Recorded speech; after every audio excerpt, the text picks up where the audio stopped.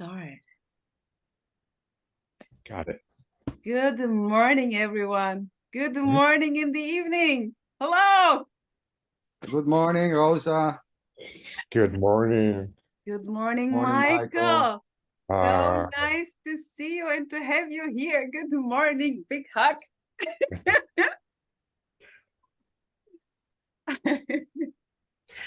And Beautiful. hello, Zander. Hey, Rosa. So, what are we going to do now, Zander? Well, I don't know. I mean, there's no plan. Uh, but all I know is that we have Michael Markham on today's chat about non-duality. And I have to say, I've been watching the post mostly on the Facebook coming from Michael, as it seems. And yeah, there seems to be an attraction to these types of posts, just spontaneously and innocently. And I love the way it's coming out there. Um, so yeah, I was thinking, okay, we have to get this Michael Markham in front of a camera and let's see what's the story is there. You know how because Beautiful. Beautiful. Rosa and me were quite new to say, new and old at the same time Yeah. in this non-duality fantasy, whatever you want to call it, world. And as as I've been told, that Michael is like a grandfather in this play. So please, Michael, I would love to hear a bit, or we would love to hear a bit Yeah. how it is playing out there, how you came to this small community, which there seems to be people explaining the unexplainable, and that what seems to be happening and not happening at all at once. So maybe you want to share a little bit the story. okay, but first I'd like to sing you a little song. Um, that's just to create a little tension. Nice. Love it. No.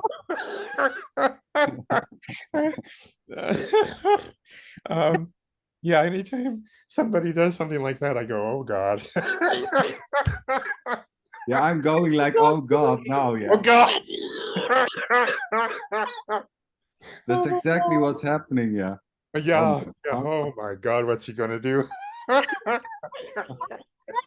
I would love to, Michael. If I know the song, I will sing with you. I know you would. I totally. I will sing Yeah. for you if you like. You sweetheart. Um, yeah, you were going along with that. You were the only one. Somebody rolled their eyes. Oh gee. Oh my God. I love the spontaneity of these of life. Just whatever comes up. Uh, once choice disappears or the illusion of choice, one floats free in this mystery, whatever it is that we are caught up in for a brief moment. It doesn't last that long. I'm 80 now. It seems to have gone. Like, I think what happened, I look in the mirror and I laugh. I used to have black hair and lots of, it was long. Oh my God. You Um, look in the mirror. Who is it? Who is who is it? that? Who's that little old man? Yeah, it's so fun. I'm at this age, I'm considered harmless. I think to both men and women. My wife goes shopping and I go shopping in a different way. I look at people and I was walking down the aisle and a young Hispanic man walked by me hurriedly and he turned around and I said, how you doing? He said, I'm good. I said, good. I said, happy Thanksgiving. He said, thank you. He said, he was not expecting that. And I fell in love. And he moved into whoever I am becoming. That happens probably 10 times when we go shopping together. Um, I don't interface with people as much as I'd like because I have so many health conditions. I had two doctors say, don't catch COVID or you'll die. So I'm really careful. I like to live. I love living. I love, Beautiful, Michael, oh, beautiful. Me too, full on. I can see that. Um, I can see this too there. Beautiful. uh, my youngest, not my youngest, one of my younger granddaughters, when she was little, when she hugged you, she'd wrap a leg around you. And it was so cute because she wanted to hug you more. And she's the only person who's ever done that, as far as I know. Um, I've tried that with mixed results. Just kidding. I'm just kidding. Yeah. Oh my God. Um, oh, I love getting up in the morning. I love going to sleep at night. I love being free of guilt and regret. Um, when choice is factored out, guilt evaporates. Um, I've done things I think I could have done different. Um, I've done my share of living. I grew up in Wyoming in a very drinking, fighting society in Jackson Hole, Wyoming, which was very rustic at the time. Every night at the bars, whatever bar you were in, and there were four in this little town, there was a fight somewhere. It was a rodeo, rough and tough, heavy drinking world. And when I met my wife, my life changed, started to warm. I posted on a picture of our wedding that it's the day I left the Shadowland. And then I had a son and two daughters. And life was fast and beautiful and hard uh, and lovely. I didn't see it until after I had an experience in Las Vegas where I had searched for 50 years. I read everything I could. Um, every non-duality writer and everyone who ever thought of non-duality. I was on forums and I went to see everybody I could. And I was TM and Course in Miracles and Don Juan and oh my God, you name it. And Michael, may I ask you, what was the impulse for this searching, apparently? it was life's longing. Every human is born with it. Life is longing. Every animal in the forest is not content. They're longing for something. Not content, not content. Yeah, no, Something is missing. something is always missing. Mm. In human beings, that longing is changed. We have life's longing, as all sentient organisms, also all organisms do. Plants long for the sunlight. Um, but in human beings, our longing is objectified. We long for things that don't really exist: happiness, enlightenment, peace. Those are ideas, they don't exist. Um, so we're after an illusion, we're chasing an illusion. Beautiful. Ah, Beautiful. you're, Beautiful. you're Boom. beautiful. You're beautiful. Uh, some sometimes people will say like that, and I think, oh, he does it with mirrors. This mirror that we get for each other, because you can never see your own beauty, but I can. You can see each other's beauty, but you can't see your own beauty because you are it. Or That's because there is no one's beauty, no one's, no my beauty, you know? The beauty is like, there is only beauty. I think beauty exists only in the objectifying human mind. No other animal sits in awe of a rainbow, the beauty of a hummingbird. Um, the beauty of everything that's human. We have to have imaginary separation to experience love and beauty, or beauty, both. Love and beauty exist only in the human realm because of this imaginary separation. But the downside of that is this longing and loneliness. We are isolated in a world of our own imagination. The brain creates a consensus conceptual overlay that it mistakes for reality, and it goes out looking for things that don't exist. Something happens, or something can happen to the brain, where I believe it becomes rewired. And all of a sudden, life, it can happen slowly over time. And I've known 3 or 4 people to whom that has happened. Or it can happen in the catharsis, a mental breakthrough, breakdown, whatever. Yeah. When it happens to someone, it becomes apparent. They become sublime emptiness, and we are drawn into a vortex in their presence. I am drawn to so many people that I talk to, and I want so to hug them, but I know I never can. I know that language is what brings us together, and language is what separates us. Beautiful. I just wrote that this morning on my page from something I think Miranda Warren said.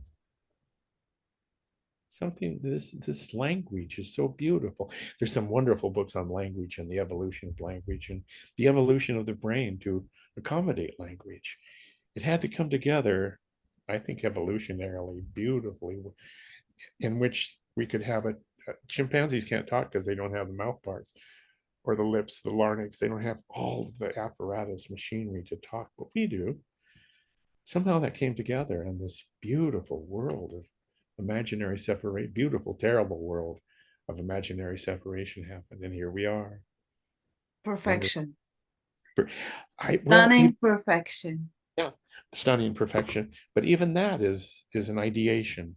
There is a drifting along in a non-linguistic mentation, a spontaneity arising in the. When I first saw your faces, I was subsumed in a word that we don't have a word for. When you try to speak to someone in Japanese and they're using English, they'll pause and think, or Ukraine, or they'll pause and think, I don't have a word for this. And and I think that's true of individuals. We each speak a unique language, a unique group of memories and self-referential flotsam and jetsam. And so we're speaking a language that we have in common. Like if you speak 2 languages, you always come to words that you can't translate. Yes. That's the human. Yes. Yeah. Yeah, exactly. It's here.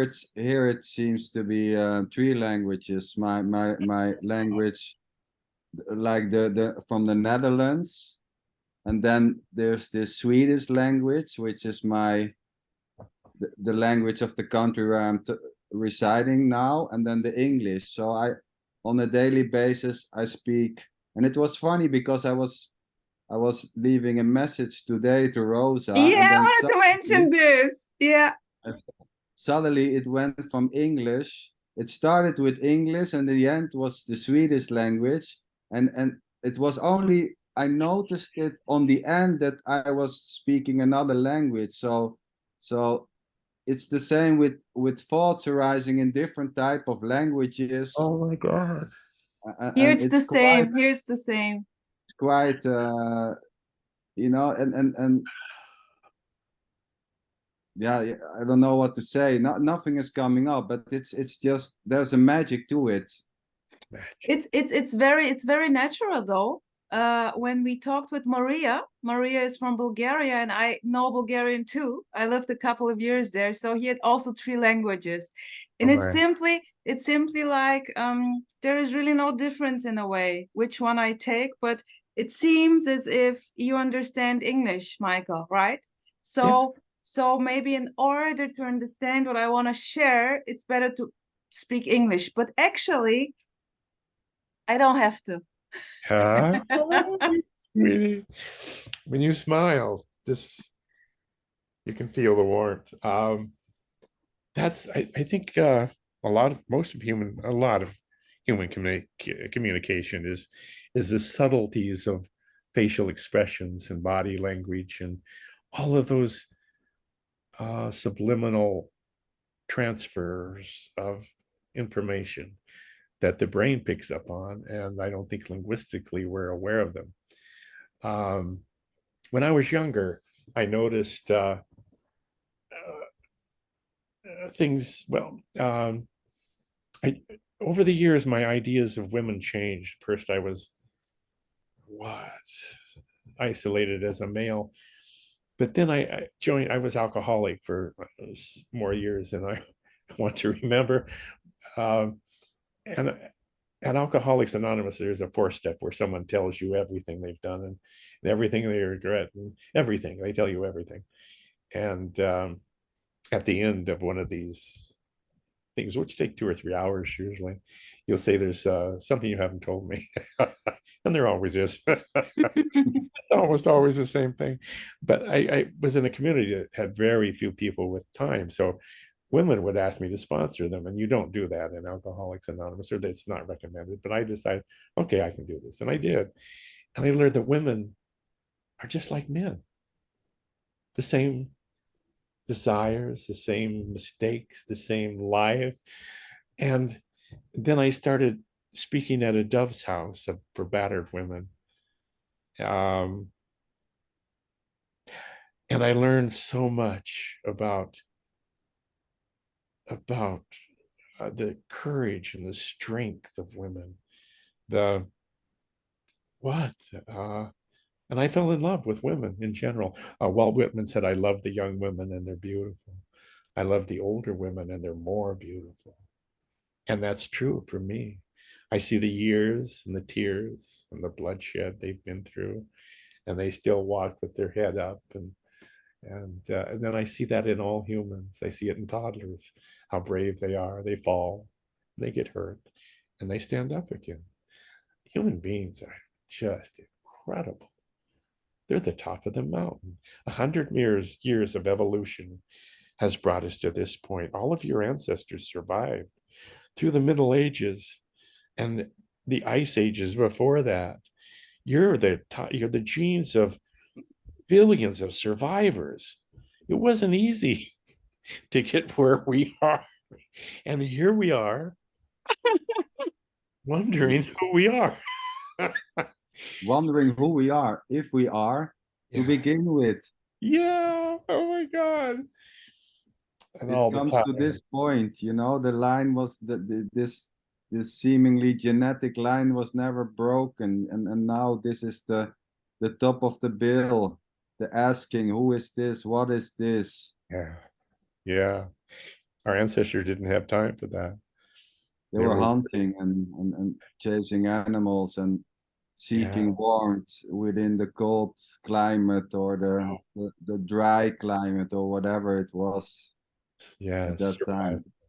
Just bare survival. There was a young man who traveled to obscure tribes, and he was off in the forest with hunters who were out from the village, 2 or 3 days walk out. And he asked the main hunter what he thinks about all the time, and he didn't understand the question. So he said, "What do you think about all the time?" And he said, "Meat." I think about meat.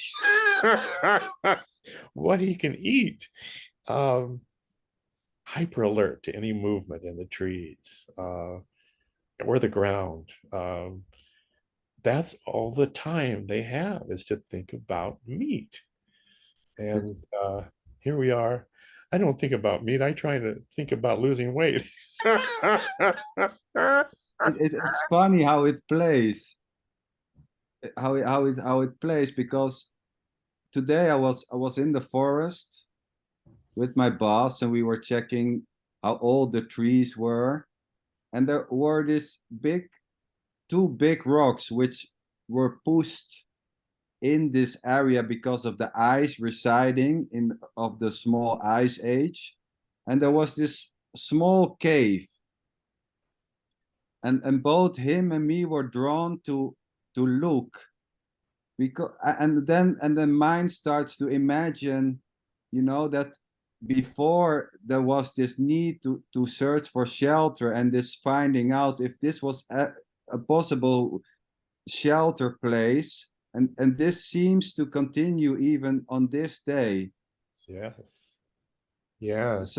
So when these areas are seen, there's a certain type of longing or a certain type of interest to find out, just boom, appearing to happen, and to look if it was possible to stay there and to take shelter from the climate. It's amazing, and it's True. just it's just popping up. There's no, it's uncontrollable. Everything is just popping up. We see faces in the clouds. We see faces. I can find faces in the linoleum. I can see, In the doors behind you. yeah. Um, the reason the brain can do that is because seeing faces in the forest was important, because they were probably going to try to kill us and steal our women. So we look for faces. We do it unconsciously without thinking about it or why, but everywhere we can see faces. This brain is a survival reproductive mechanism, highly evolved. And for us, for humans, it developed this language. And here we are, sharing clouds passing through each other, eye clouds passing through each other for a moment in what we consider time, with the lingering perfume of each other's presence. Now you have moved on just into my whoever I am. You have become part of who I am just in this short time. I have fallen in love. And I think we can spend life falling in love. Oh God, it's so damn beautiful.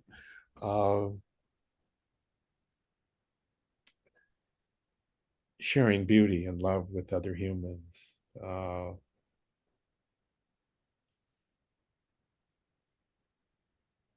I just, what? I've lost words. Rumi has a poem where he says, "But hush, we can go no further. We've reached the edge of language. We've reached the ledge of objectification."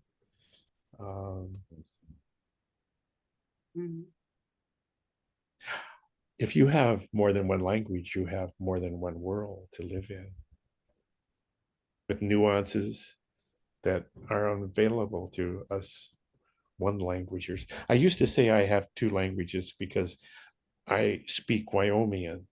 I was born in Wyoming, and they have a certain lingo, a certain way of talking, and I can recognize if someone's from Idaho or Utah just by the way they talk. And we're tribal animals. There never will be peace in the Middle East. There never will be peace in the world. Nope. One time I wrote, peace would be the end of humanity. And people said, "Oh no, that's not true." And neither will there be an end of the need for peace. That's true. We want peace. We gather a tribe around us so we can feel relatively safe. And that's where I think our tribe is just bigger now, but this love for each other is tribal.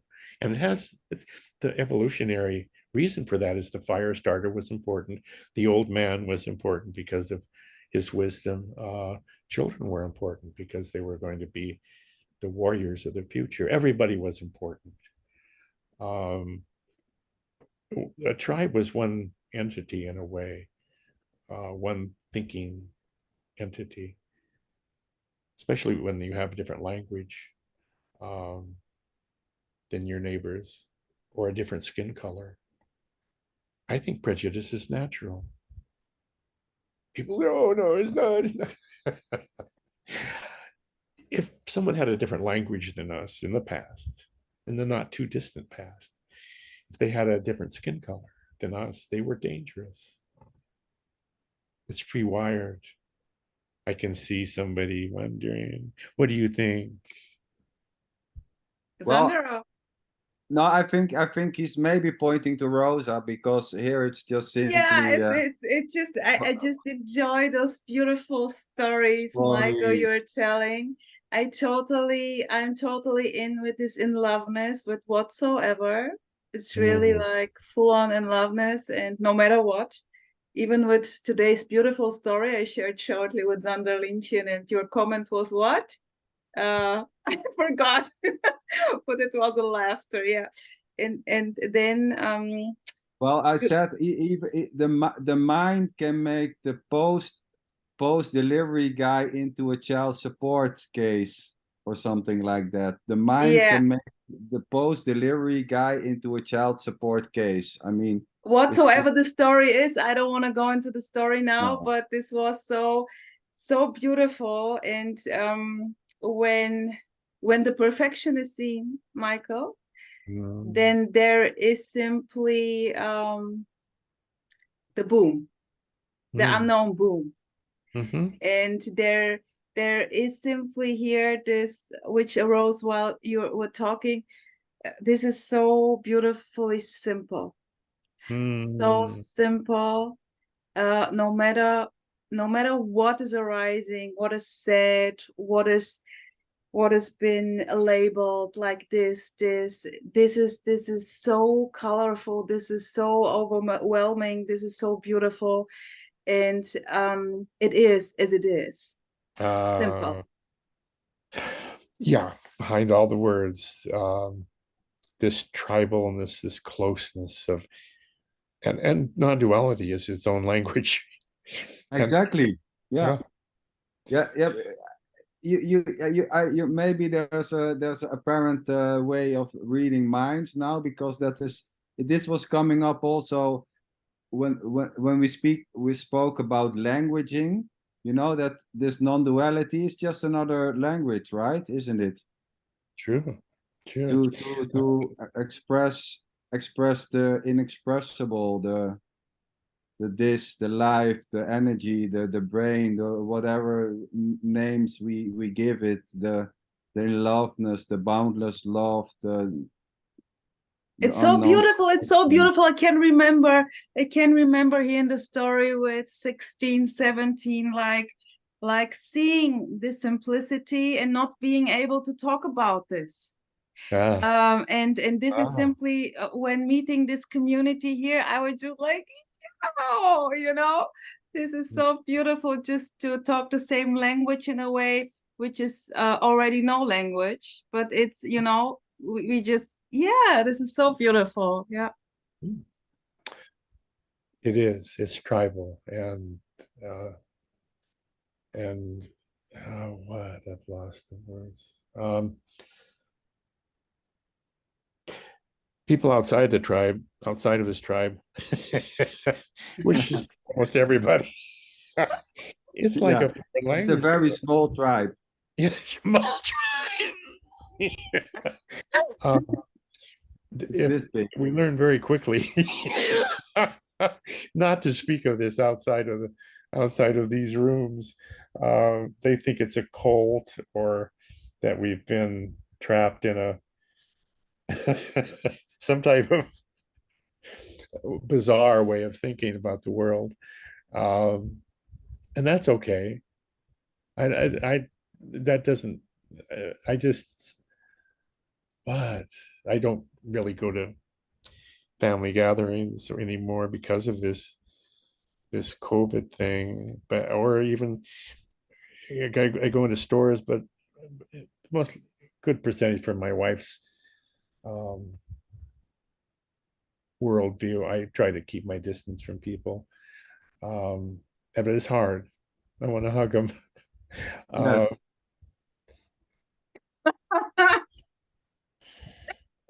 so I use words and I look at eye. Beautiful, beautiful. Yeah. An old couple was holding hands some time ago, and they were so beautiful. They were my age. And I got out of the car and I said, "You guys are so beautiful." And the guy said, "What?" And she turned around and smiled. And I said, "You're so beautiful." They were holding hands. And I said, "How long have you known each other?" So he started to warm up a little bit. She said, "Oh, we were high school sweethearts." I said, "We were too." I said, "Isn't it grand?" And he said, "Yes, it is." And then men are protectors and cautious and all this stuff, all the wiring. But then he warmed up and we had this most wonderful conversation. And right now I can see them in my mind. I can see them walking hand in hand. It takes just a little bit to open someone up.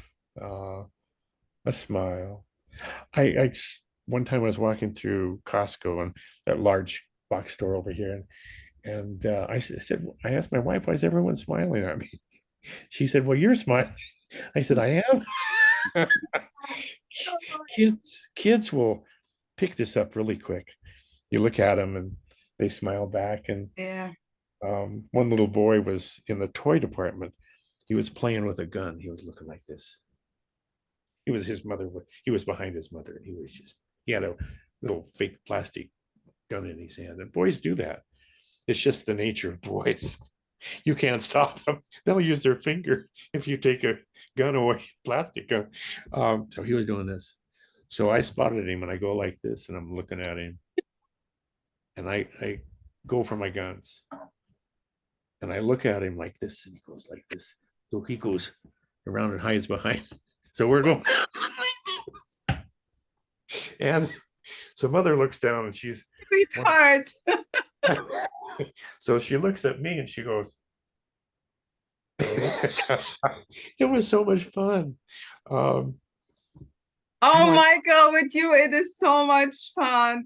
This it's is fun. unbelievable. This is Yeah, unbelievable.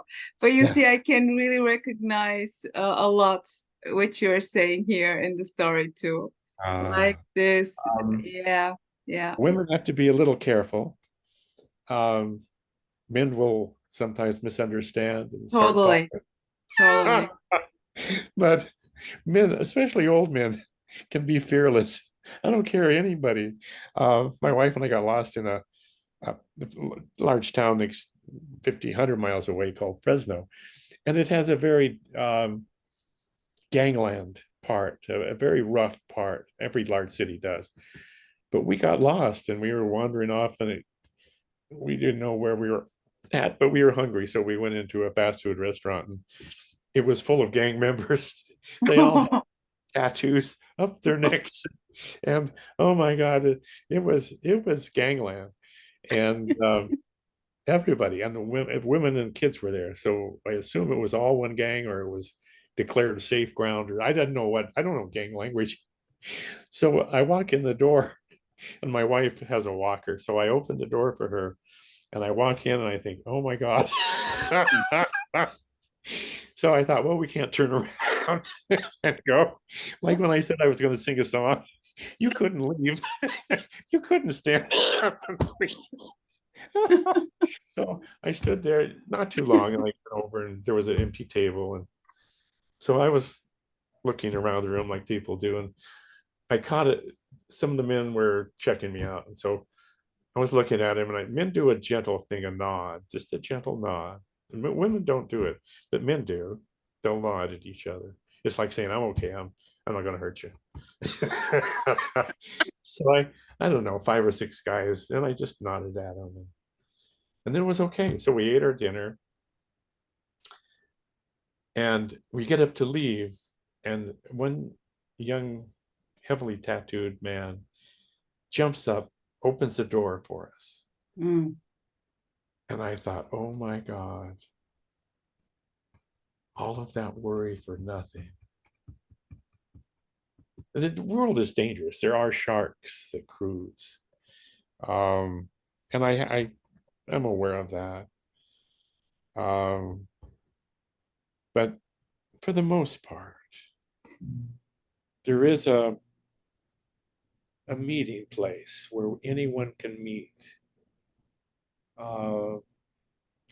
Once judgment disappears, once we stop, judgment stops when it fully integrated, that there's no choice anywhere in the universe. Beautiful. Yeah. Judgment in others happens, and then it happens with ourselves. We become free of guilt, shame, doubt. We're just floating along. We're just passing through. We're just floating We down. are just, we are just, we Oh, are yeah. just. We are just. Beautiful, Michael. So, the story is going to continue in part 2. Oh. Look forward to. So, I see you in a couple of minutes. Okay. Bye-bye. I'm going to leave now. Yeah, I also.